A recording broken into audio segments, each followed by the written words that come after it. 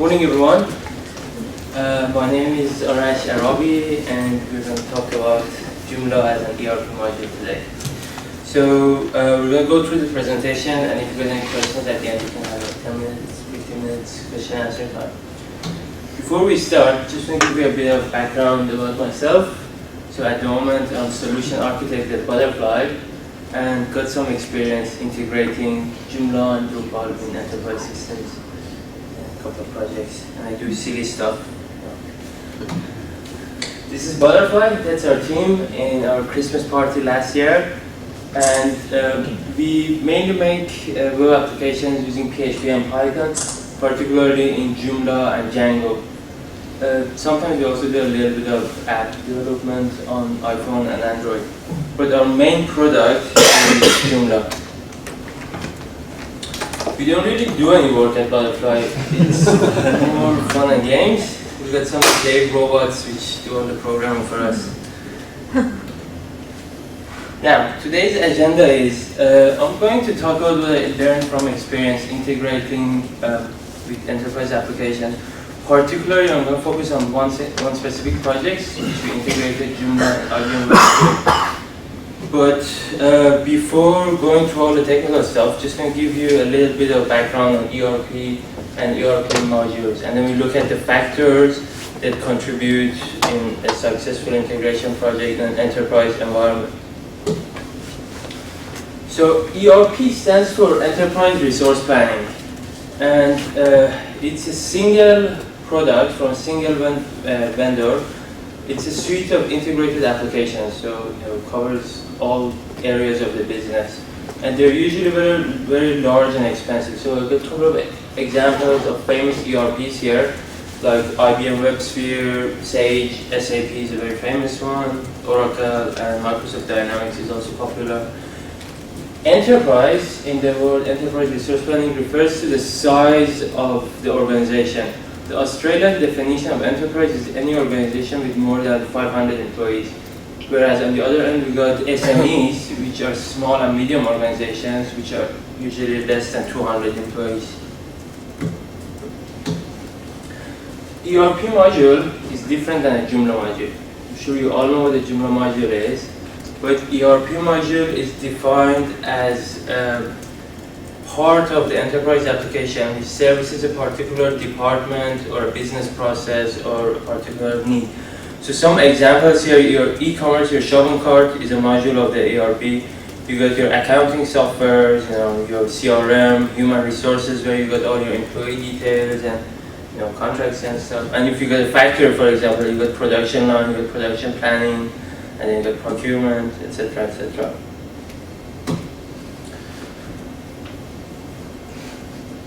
A few years ago, we all remember everyone was talking about how we should move away from legacy systems and implement a single ERP system across the whole organization. So the definition of legacy systems at the time was many different software applications by different vendors which couldn't really talk to each other. Because maybe like 10 years ago we didn't have that many API technologies that we have now. So if you wanted to integrate those systems, you had to drop binary flat files and read it, with other applications. It was very hard. Obviously, you can see the benefit of ERP here, because when you have different softwares that can talk to each other, for example, if someone goes online and buys something on your shop, then it doesn't automatically, connect to your warehouse software and your accounting software. Then you have to manually do all the changes.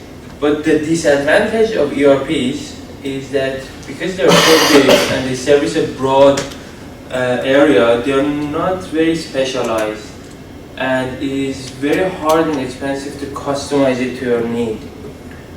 But with the boom of API technology, everything is changing, so that's not the case anymore. The new architecture is you get different ERPs and different systems and use them only at the place that they are best at. Use them for what they are designed to do. And then you can integrate all these different applications together using APIs. So to give you an example, if you're using a single ERP, say for example SAP. SAP is used across the whole organization, and then it's not really designed to do every bits and pieces of different departments. So for example, a car manufacturing company has to use the same software as an ice cream franchise company. So there's a bit of business process change that they have to go over. But with the new architecture, what you can do is you can mix and match and get the softwares that you like and just make them talk to each other with an API. An example would be, for example, for product information management, you can use Teradata PIM. For your financials, you could use SAP. For e-commerce, you can use, say for example, IBM WebSphere or Magento or something. CRM, you can use Salesforce, and for your website, you can use, for example, Joomla. And then you make them all talk to each other using the available APIs. This way, it's very easy and easy to customize and change the software to make it good for your requirements.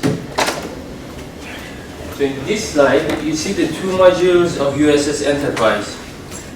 I don't think Joomla is a good fit as a module of USS Enterprise, but it's a good fit for an ERP module. And the reason is simply because Joomla is good at what it does. A couple of reasons that enterprises choose to use Joomla as a module for their enterprise. A couple of reasons here. So the main one is that unlike SMEs, enterprises usually have a development team. And they've got development managers which are part of the decision-making process. And usually those development managers, they're very sound technically, and they're usually from .NET or Java background. So they understand object-oriented programming, MVC, factory, and all the patterns that Joomla implement. Whereas competitors of Joomla, namely WordPress and Drupal, they don't, they have a slightly different language, and the way of programming is different than what Java and .NET programmers are used to. So it's easier connection for Java and .NET, people from enterprise background to connect with Joomla. And of course, it's very fast and easy to make custom development on Joomla, and Joomla's got a good backend, very user-friendly administration console, and you got all the other reasons such as big community, lots of extensions, and all the good things about Joomla. So now that we've covered a bit of background on enterprise systems, let's look at the project and see what factors contributed to successful integration. I will compare the different environments of an enterprise and with the differences of an SME, and the things that you have to do differently, the factors that are different, and you need to think differently to a successful integration project, and how we solve those challenges. This project was Joomla integration with IBM WebSphere for Officeworks.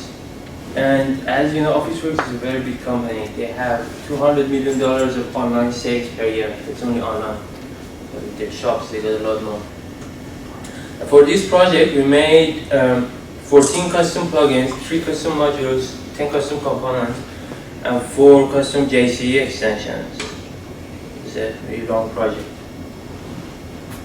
Joomla was their marketing content authorship platform. So basically the CMS for the whole ERP. What they would do is marketing people would go in, create articles, and those articles could then be used as a page on their website, like an About Us page or something, or could be sent to other parts of the ERP to be used, for marketing things. And we didn't build a shopping cart for this project. The shopping cart was on a separate platform, which got a lot of their marketing content from Joomla. So now we're going to have a look at all the differences in the environment and what challenges, what unique challenges are posed by those different things. These are the 7 categories that the requirement differences that we found. And I'm not going to disclose any code or architecture of the client, but I have anonymized it, and wherever I've got diagrams and code, it's just a typical situation in an enterprise environment. The first challenge was, not a challenge, I mean a requirement of working in an enterprise environment is to use PHP enterprise grade tools. A lot of programmers think PHP is not an enterprise grade developing language, programming language, but that's completely false. PHP has got, maybe that was true 10 years ago, but now PHP is as good as Java and .NET for enterprise development, and it's got a lot of good tools which are equivalent to the ones which are available in Java and .NET. So in this table, I've got the PHP tools and their Java counterparts. So for example, PHP Storm, I'm sure you all know and use it and love it. It's the same as IntelliJ, which is one of the most popular Java IDEs. And for debugging, you can use Xdebug, which allows you to do real-time, runtime code analysis and debugging. And that's the equivalent of JDB. For profiling, you got KKGrind and CallGrind and those sorts of packages which are similar to JProfiler. And you got PHP build tools such as Fink, which you can automate checking out code from your SVN or Git, and running your unit tests and whatever you need to do for your build, which is similar to Ant. So the challenge here was to know all these tools, and when you start the project, you have to recommend what tools we should use, what environment, what kind of environment you need set up for your development. By definition, when you're integrating different applications, you are using APIs, and the popular ones are SOAP and RESTful APIs. Usually each one of these enterprise application modules, they are living on their own application stack, their own server, their environment, and you just talk to them using APIs. And if you want to use, for example, server-side methods, if your API is RESTful, you can use curl, and if it's SOAP, you can use PHP SOAP and use SOAP to connect.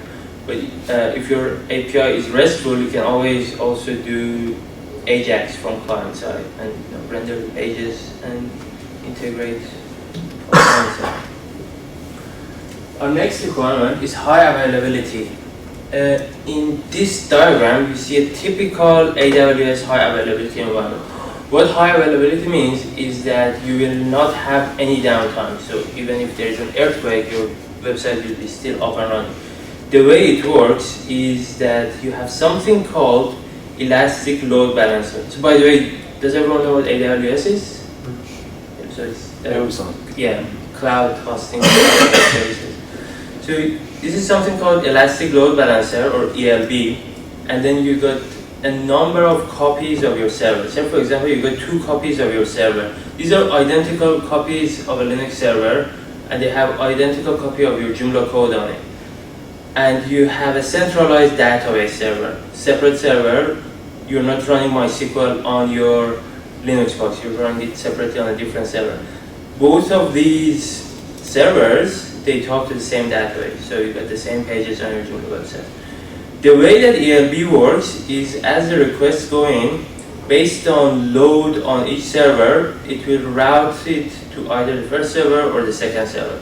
So first time you go to the website, you may be going to server 1, second time, you refresh the page or something, you may be going into server 2.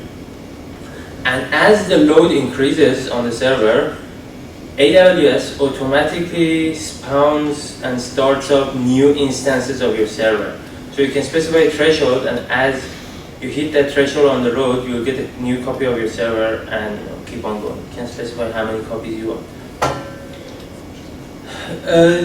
It looks like, since you got a centralized database, it looks like that this one is your single point of failure. So if the database server goes down, it looks like that all the websites will go down. But that's not the case, because this is something called RDS, which is basically a clustered load balanced environment itself. So you see it as a black box, but inside it's got its own ELB and it's got its own master and slave database servers, and does all the magic for you without worrying. So all you need is just the endpoint to put in your Joomla configuration file, and that's going to connect to it. Similarly, ELB, that's also on the cloud and distributed, so it's not going to go down. The challenges that, the technical challenges that are posed by this kind of architecture, they're not that difficult and hard, but I'm going to go through two of them here. First one is session. Say for example, you log in or add something to your shopping cart, and that starts a session on one of the servers. What if next time you go to the second server? That means you're going to lose your session.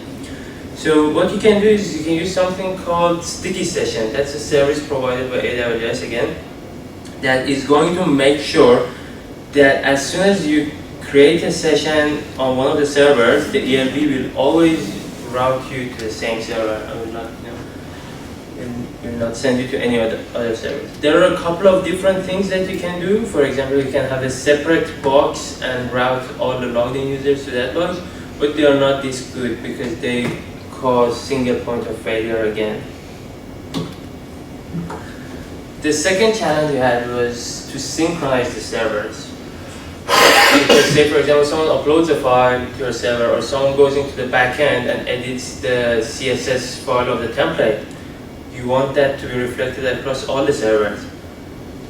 The easiest solution is to use something called rsync. That's a Linux application, it's a Linux service which you can run on your server as a cron job. So what it does is it looks at each directory and makes sure all the directories on all the servers are the same. So as soon as a file is updated or deleted or added to the directory, it will sync it. The disadvantage is this has to run as a cron job, so you'll have a latency, it's not real time. Once someone uploads an image for the next 2 minutes, say for example, depending on cron job, it's not going to be available across all the servers, and some users will see it. The harder solution, which is going to take care of this issue, is using S3FS. S3 stands for Simple Storage Services, which is again an AWS provided service, and it's basically a file server. You drop all your files in there and it can be served from there. And FS is the file system. So what S3FS does, it mounts your AWS bucket where all your files are, mounts it as a directory on your server. Think of it as your Dropbox. You copy the files in the directory, they immediately go to your bucket, and they're available across all the servers. This is very hard and complicated to set up, and I don't recommend using it. It will give you a lot of headaches. And of course, you can always use the Joomla extensions, which integrate with your file manager, upload directly to S3. But again, those extensions only integrate with your media manager, file manager, and they don't cover everything, such as someone editing the templates or someone logging to the server and changing something, the code or something. Our next requirement was reverse proxy. So when you have multiple servers, by definition again, you will need to have reverse proxies. What reverse proxies do is, I'll give you an example. Say this server is your Joomla server, and this server is your IBM WebSphere server. If someone comes in, goes your domain.com.au/about us, you want that person to go to your Joomla server. But if they go /shop, you want them to go to your IBM server. What a reverse proxy does, it's going to inspect the URL, and based on the patterns, proxy from one of those other servers. And those servers, for example, the Joomla server will run PHP and return the HTML, and then the reverse proxy will send the data back to the client. The problem with reverse proxies are they make everything a lot more complicated, especially when you have high availability environment as well. This diagram is a very simplified diagram of when you have reverse proxies in a highly available environment. So let's say your application stack 1, this left box is your Joomla environment, and the right box is your IBM environment, and they all need to be highly available. If you got a single reverse proxy, your single reverse proxy is your single point of failure. If that goes down, your whole website goes down. So you need to have highly available reverse proxies as well. You got an ERP in front, and then you got, say for example, your 3 reverse proxies, all of them copies of the same server, same rules, and then you got, with your each application stack, you got your own ERP and servers as well. Bear in mind, in this diagram, we haven't got DNS and Road 53, we haven't got S3, we haven't got CloudFront, we haven't got continuous integration, TeamCity kind of stuff. So it really gets complicated. Challenges. There are some interesting challenges when you implement reverse proxies. First one is if you got any logic in your code based on HTTPS. To give you an example, I log into a website and make an HTTPS request. That request hits the ELB. On the internal network, everything is HTTP. So that ELB is going to set an Apache header called X-forwarded proto to HTTPS, and then send the request as HTTP to your first reverse proxy. That reverse proxy is going to look at the protocol and it's going to overwrite the X-forwarded proto to HTTP, because the protocol is HTTP now. And by the time you reach your first Joomla ELB, your X-forwarded proto is HTTP and your request is HTTP, and in your Joomla server you're not going to know what the request was. The solution we came up with was, in the reverse proxy we created a custom proxy rule to inspect the X-forwarded proto and create a custom Apache header, let's call it my custom forwarded proto, and set it to HTTP. And because this is a custom header, all the other servers in your path are going to ignore this header. And by the time you hit your Joomla instance, Joomla code can do Apache request headers and look at your custom header and have your logic based on HTTPS. Our second challenge was that anytime that Joomla was doing JURI get host, we would get a nonsense name of the server instead of our domain name. So a lot of stuff was broken on Joomla. That's because all the internal requests are routed using the internal network names of the servers. For example, it's something like AUSID Joom Prod Web 1 or something like that. The solution was very easy. We created a custom plugin which looks at the live site variable from your configurations.php and sets the host to that live site, to whatever that value is. That means all you need to do is you need to put your domain as the live site, in your configurations.php. Just have to have the domain name in the live site variable. Second thing which is different in enterprise environment compared to SMEs is security. Because a chain is only as strong as the weakest link. What that means is your Joomla install needs to be as secure as the ERP, as secure as all those Java applications. It may sound very non-achievable, but it's certainly achievable and not that hard. All you need to do is you need to take the extra measures and extra steps and spend the extra time making sure your code is secure. So I've got some examples that for security measures that you can take.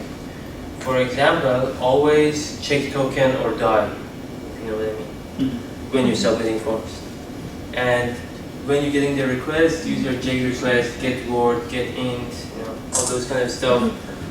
When you're uploading files or including files, use JPath clean, and to prevent all the SQL injections and stuff, make sure you always sanitize using JDatabase code and JDatabase sanitize.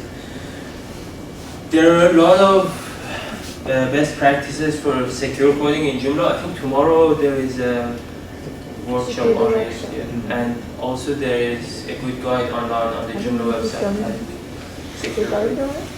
The other thing you must make sure you do is patch Joomla frequently. So as the vulnerabilities are discovered, you are updating the code base.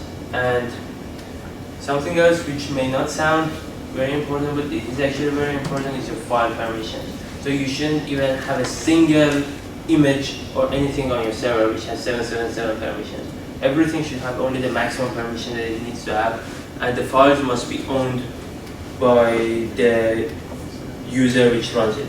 Like, not even your configuration for even that shouldn't have read permission for a group. It should only have read permission by the owner, so, which is Apache or Nginx. So the next challenge or requirement is long-term support. So normally when we do SME websites, we think of them as a project. Single project you do, finishes, you may get a couple of tickets, a couple of change requests after the project finishes. But enterprise projects are normally ongoing, and there's continuous development, continuous integration. You build something, release it, then build some more functionality, fix some bugs, release it again, and they have a release cycle ongoing for 5 or 10 years. Keep on building on it. There are many developers working on the code, and you're going to work on it for a long time. So the most important quality of the code is its readability. Code must be high quality, and especially the most important should be readable. So if your code looks something like that image, then you're in trouble. You have to refactor it, at least have better variable naming, and this is very complicated code. You should really change the design and architecture to have better quality code. Otherwise, it's going to be painful.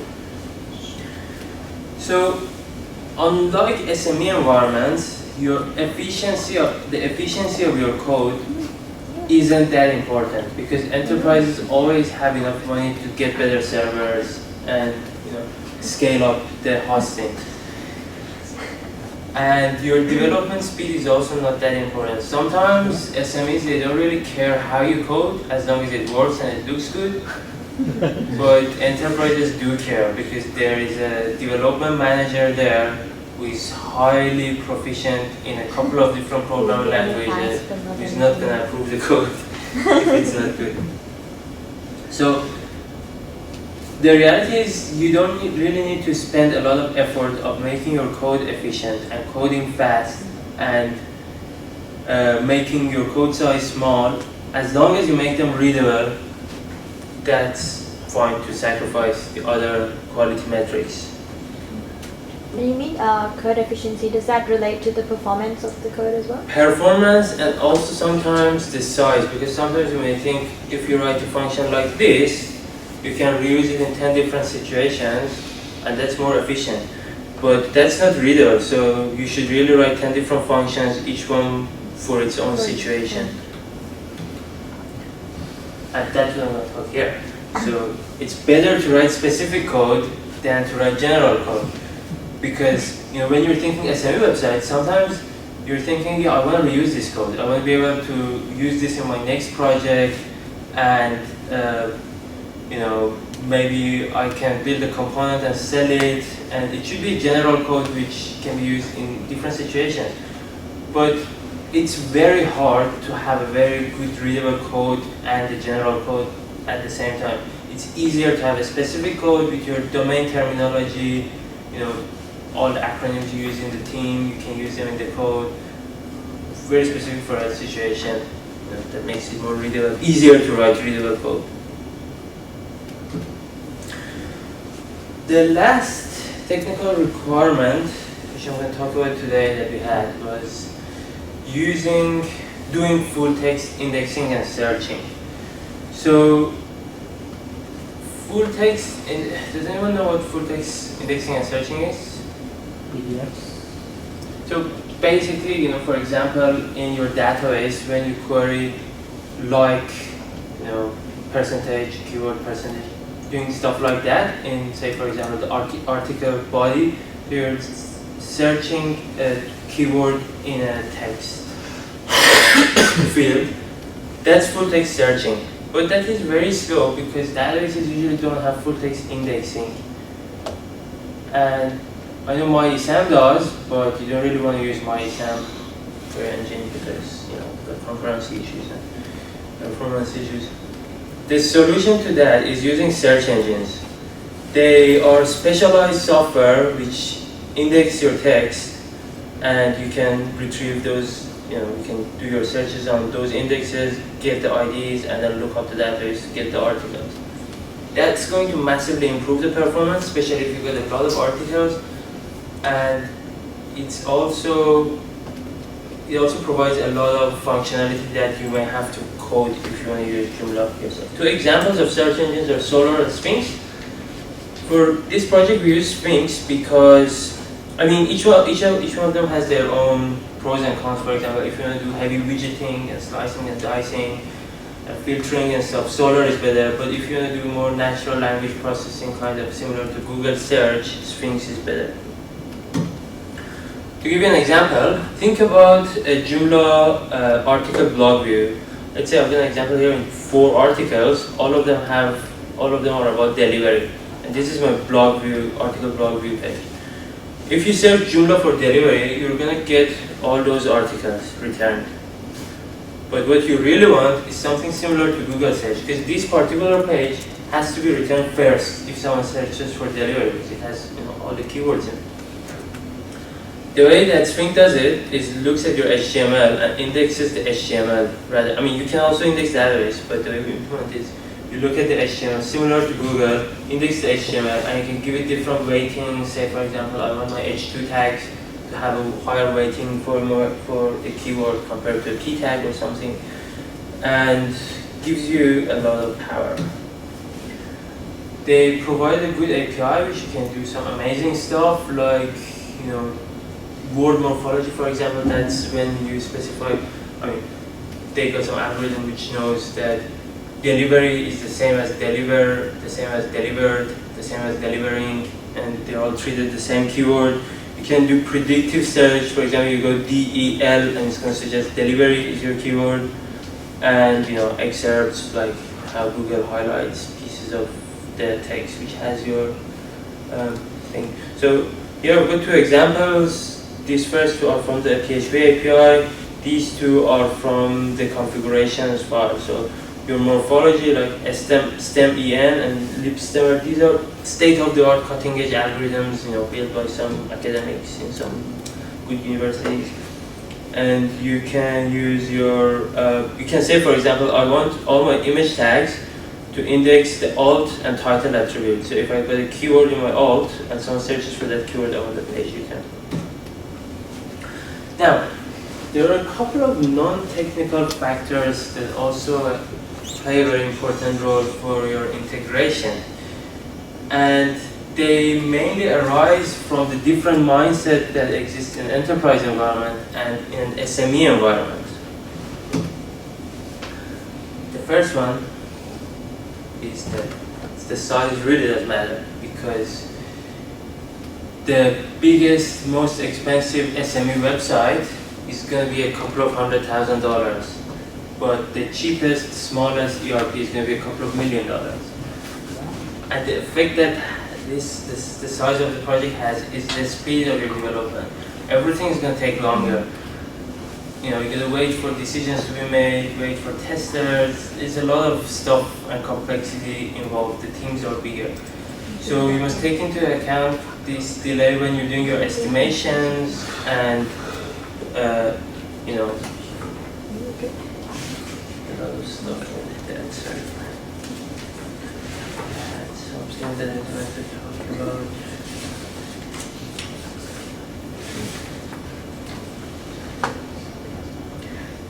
Yeah, the client is normally used to these delays, and they understand that when you do coding, it has to go through regression tests and stuff like that. And change is usually appreciated and quite often in enterprise environment, especially because of this delay. Because by the time the project is 6 months away, a lot of the requirements has changed and it's embraced. And quite a lot of them end up delivering something completely different than your initial agreement. Yeah, Next thing is the organizational politics. So we are normally involved with 3 teams, 3 departments when we're doing integration, and that's marketing, ICT, which takes care of the environment, the servers and networks, development or ISA, Information Systems Applications team, which is all the developers. So normally we are part of the development team, our client is the marketing team, and we rely on services of ICT team. Each one of these teams usually have their own culture and terminology, and a lot of time marketing and development don't get along. They don't like each other. So I think it's very important to make a lot of friends with all the teams, because you want to be able to ask people for favors. Otherwise, you have to go through the organizational bureaucracy, submit tickets, wait for ages to get the simplest thing done. If you're friends with the ICT guy, you just go there and ask him to, install something on the server, and he's going to do it immediately. Get the work done. Next thing is, I've learned from experience that using Joomla terminology when you start in an enterprise is a big mistake. Something to learn. If you say component, module, or plugin, they're going to be very confused. Happened to me once. I was in a meeting and they were talking about components. I was thinking Joomla component. So nothing made sense to me. At the end of the meeting, I realized they were talking about a fragment of HTML, like a piece of, like something like a module on the page. That's what they were called, component. So after they're educated and they, learn the Joomla terminology, it's fine, but not at first. And also stuff like, for example, backend. If you're in a team with Java or .NET developers, backend to them means the data access layer and business logic layer in your code. So when you say, I'm going to log into the backend, they don't understand what you mean. What? Log into the code? How do you log into your code? So when I started first, I called it administration console. And over time, at backend administration and then Joomla backend. Joomla backend. Yeah. So another example is, production side. So instead of live side, it's better to say production side. The last factor is methodologies.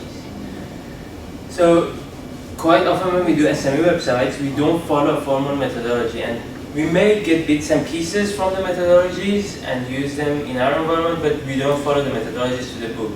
Usually enterprises do follow them, and Scrum is the most popular one. A lot of enterprises use Scrum. I think it's very important to know Scrum or whatever methodology they use, so you can hit the ground running from day one, because they've got their stand-ups, they've got the same many stand-ups, retrospective, and they've got their artifacts and stuff that you have to contribute to. And if you've got a learning curve at the beginning, that's not a really good thing for your success of the project. And in summary, there are lots of challenges. Some of them are boring, like the politics and stuff, but there are a lot of fun challenges to overcome, especially the technical ones, and very sense of achievement and fulfilling when you successfully finish the project. And also, all these integration projects show that Joomla is very scalable, and you can easily use Joomla in big environment with lots of users. In contrary to what you may read online on some of the blogs, that Joomla is not good for big projects, for enterprise grade applications. We have successfully done it a couple times and it's working perfect. Thank you.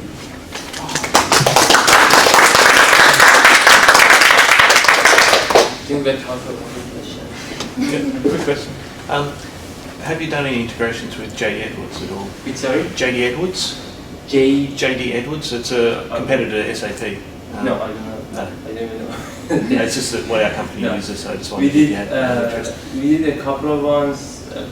Most of them were custom built ERPs within the organization, but then there was WebSphere and SAP. Yep. Okay. Yes. Sorry, and Salesforce. With the search engine stuff like Sphinx, Yep. is there a replacement that you're talking about the front end search, like for a user searching the website? Yes. So is there a replacement or a plugin or something that just replaces the Joomla search with the Sphinx search, or is that something you developed? I think there are plugins. I'm not 100% sure, but we made Oh, you made your this own? project we made our own because they had specific requirements. Yeah, for the search to Yeah. work differently. So with the search engine, there is a lot of different. Oh, I know there is a component which does full text searching. Like the example for the article blog view, but that doesn't use a search engine. That just looks up the database and has some code which generates the search result, which is going to be very slow to a lot of articles. Right, yeah. Just think about all the article bodies. You want to search the keyword, they're not indexed.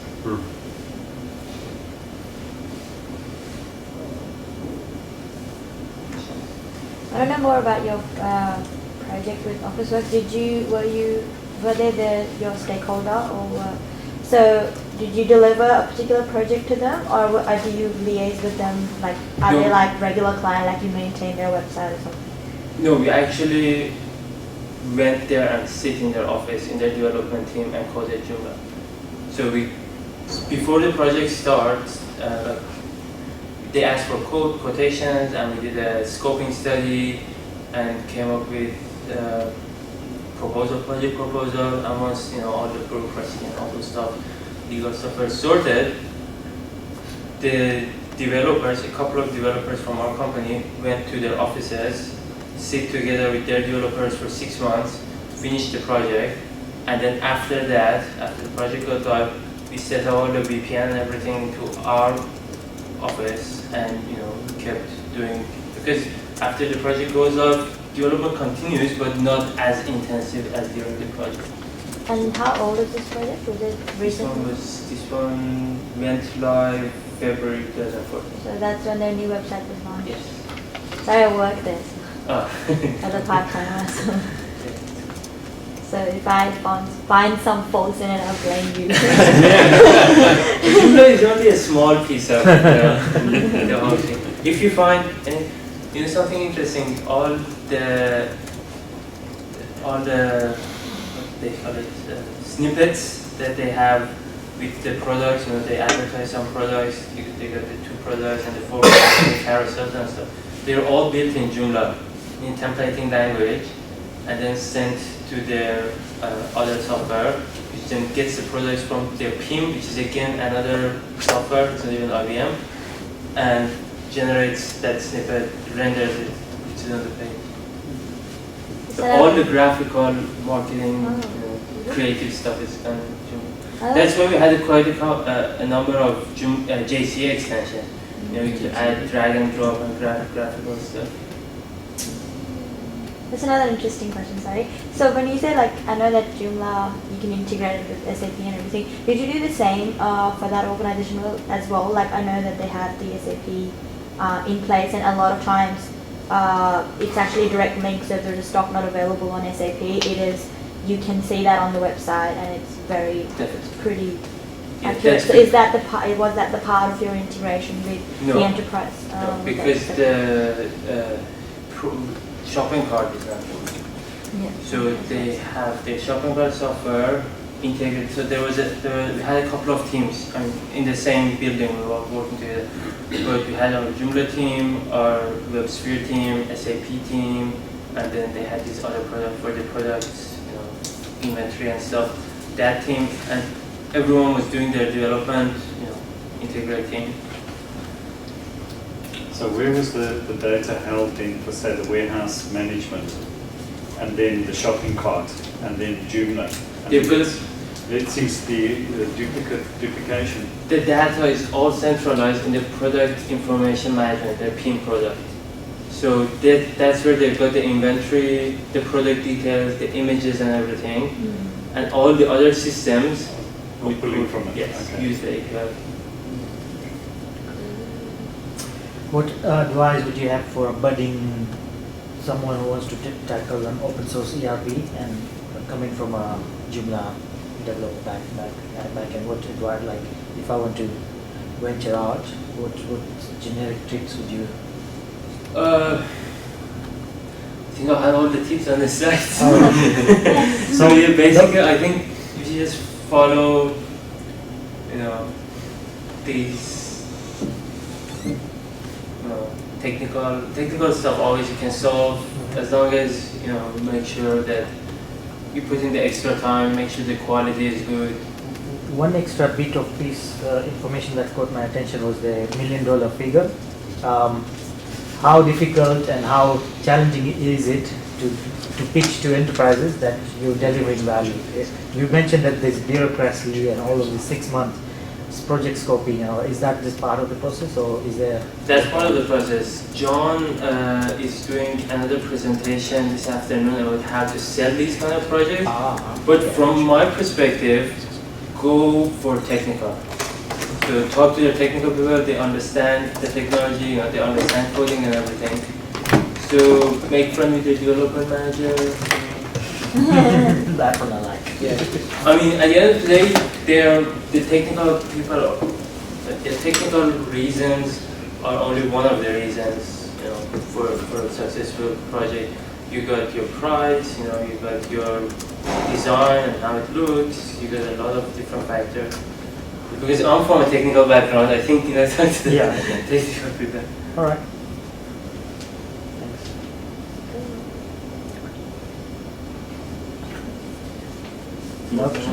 Loved your presentation. It was Thank you. spot on.